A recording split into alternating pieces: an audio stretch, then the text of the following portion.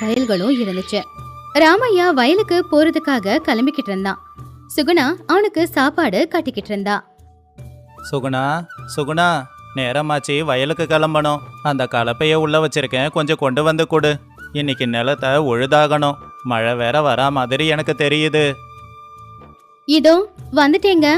உங்க கலப்பைய நேத்து சாயந்தரமே கழுவி கிணத்தடியில வச்சிருக்கேன். உங்களுக்கு சாப்பாடு கட்டி வச்சிருக்கேன். மதிய நேரம் மரத்தோட நிழல்ல உட்காந்து சாப்பிடுங்க.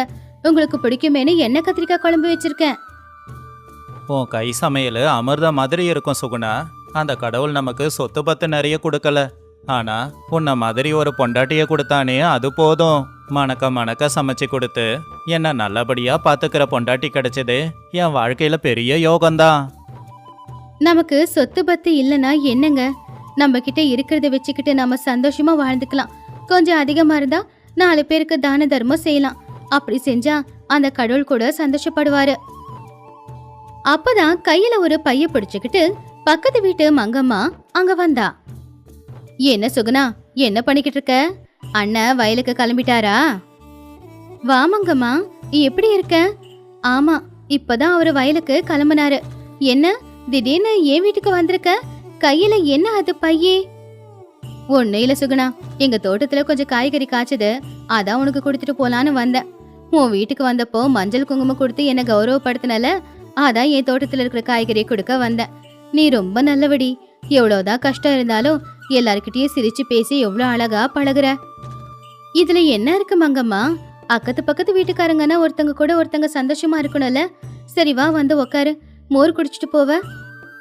சரி சுகுணா, நீங்க 2 பேரும் உட்காந்து பேசிக்கிட்டு இருங்க, நான் கிளம்புறேன். நான் திரும்பி வர சாயந்தரம் ஆயிடும் அப்படின்னு சொல்லி ராமையா அங்க இருந்து போயிட்டான். மங்கம்மாவும் மோரை குடிச்சிட்டு வீட்டுக்கு போயிட்டான். அடுத்த நாள் காலையில நேரம் வானில கொஞ்சம் கொஞ்சமா மாறுச்சு. சில்லுன்னு காத்து வீச ஆரம்பிச்சது. சுகுணா வாசல் பெருக்கிக்கிட்டு இருந்தா. அப்பதான் திடீர்னு ஆகாயத்துல இருந்து தங்க நிறத்துல ரெக்கைகள் இருக்கிற ஒரு பறவை கீழே வந்து விழுந்துச்சு. அந்த பறவையோட ரெக்கைக்கு அடிபட்டதுனால அதால அசைய முடியல. அத பார்த்து சுகுணா பதட்டமா அந்த பறவைக்கு பக்கத்துல போனா. ஐயோ கடவுளே, என்ன ஆச்சு இந்த பறவைக்கு? ஐயோ, ஆகாயத்துல இருந்து கீழே வந்து விழுந்ததுல இதோட ரெக்கைக்கு வேற அடிபட்டிருக்கு போலயே. கடவுளே பாவம், அது ஒரு சின்ன உசுறு.